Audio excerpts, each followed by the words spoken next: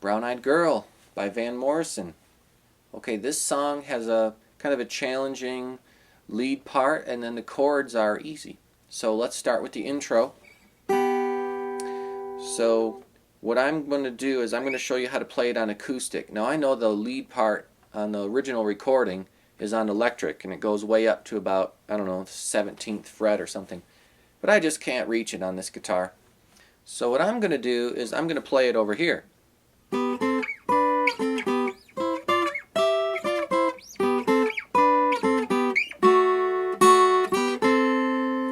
Okay, it sounds just as good as the recording, and I only went up to about the 12th fret, so it's easily reached on an acoustic guitar.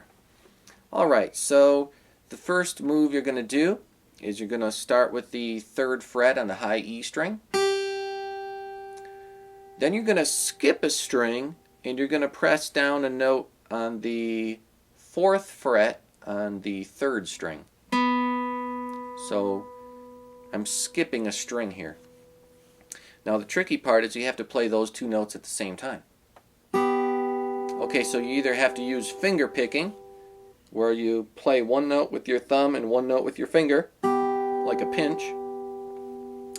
Or the other way that you could do it is you could play the 3rd string with your pick, and you could play the 1st string using your middle finger. So that's like a pinch between the pick and the middle finger. It's called a hybrid picking or chicken picking. I'd probably do it that way because you're going to need your pick in your hand when you start the strumming of the chords. You don't want to set your pick down to play the intro and then have to pick up your pick to do the next part. It's going to be kind of a rough at that moment. It's going to be a danger moment where you go, oh, where's my pick? And you're scrambling.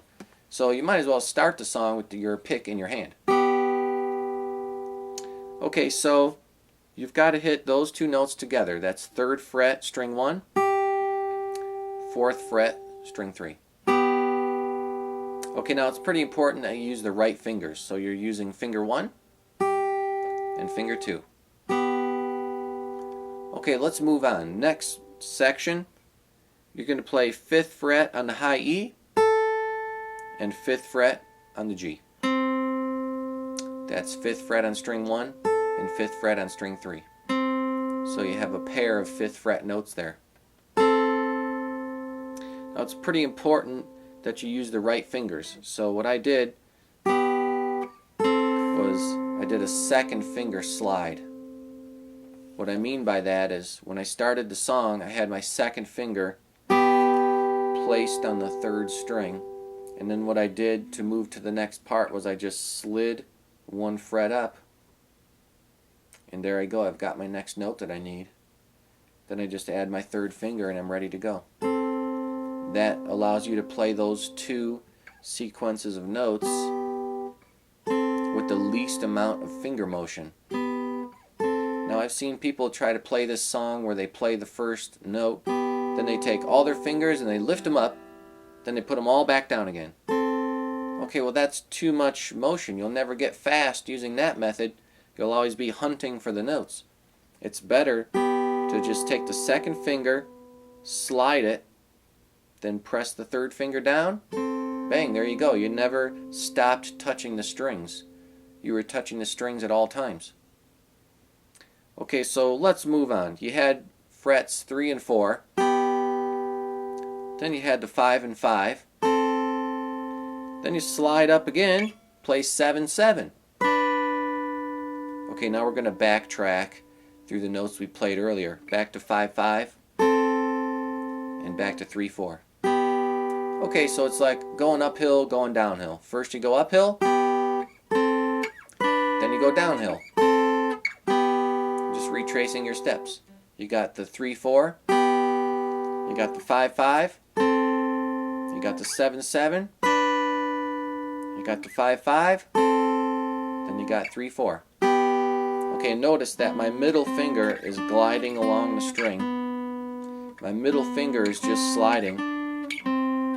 My middle finger never leaves the string. It stays on the string at all times. Okay, now that you've learned that move, do that exact same thing except up here. Okay, so it's the same fingers, same motions, and everything. You start on fret 8 and fret 9.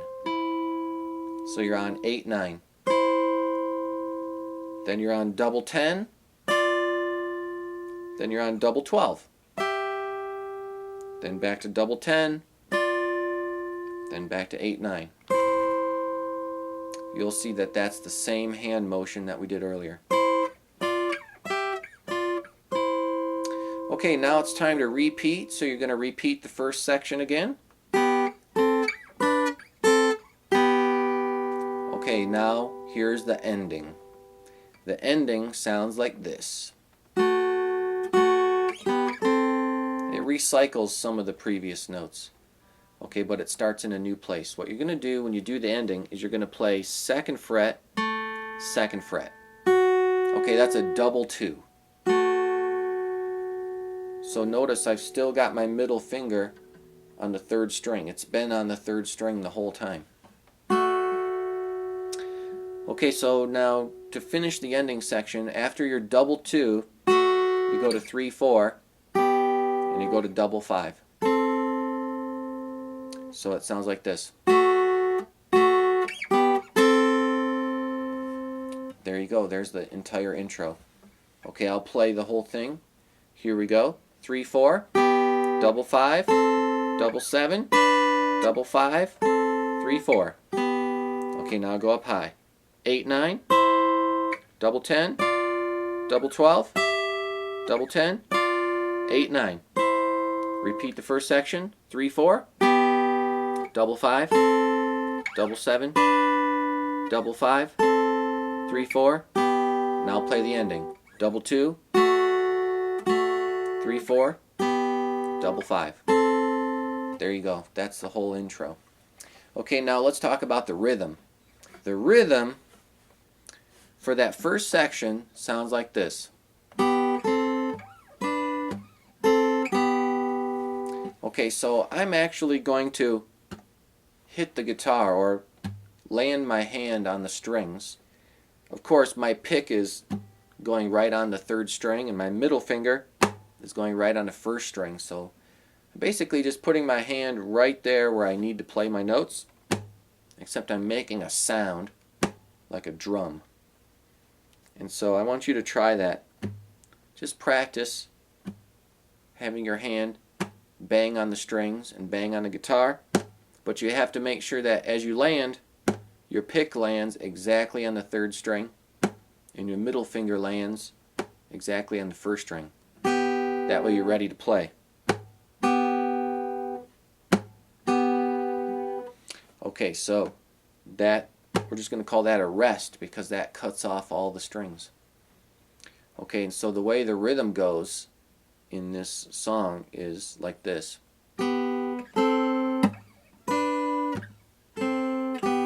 There's 2 rests in there. So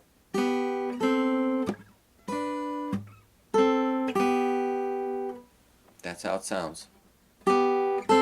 Rest. Rest. Okay, let's do the high part now. Rest. Rest. Then back to the repeat. Rest. Rest. And then the ending is a little different. Rest. Okay, let's move on. Let's play that first verse with the chords. Okay, so the chords go from a G to a C, back to G again, and then D. Okay, so the chords are G, C, G, D. You're going to play that pattern several times in a row. Okay, let's work on that. 1, 2, 3, 4. G, C, G, D. G, C, G, D, G, C, G, D, G, C, G, D. Okay, so same series of chords over and over. Okay, let's do the change now. So when he sings "And You, My Brown-Eyed Girl," after about 4 repeats of our chord progression, he changes it up. So the next chord progression is C, D, G, E minor. Okay, and then it almost repeats the same way. C, D, G. But then go back to D.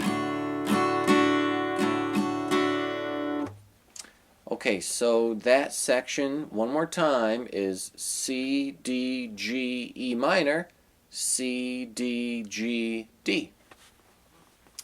Okay, and then after that, he sings "Do You Remember When We Used to Sing?" And during that particular line of music, you just play D all the time. So you're on D, and another D, and another D, and another D.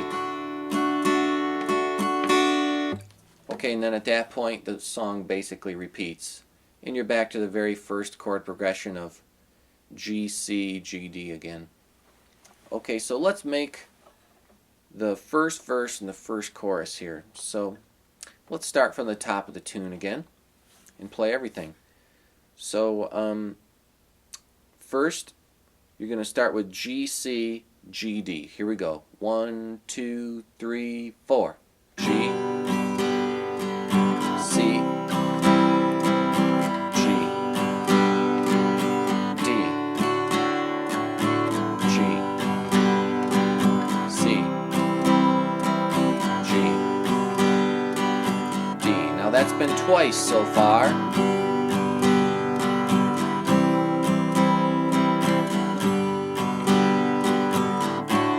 That's 3 times.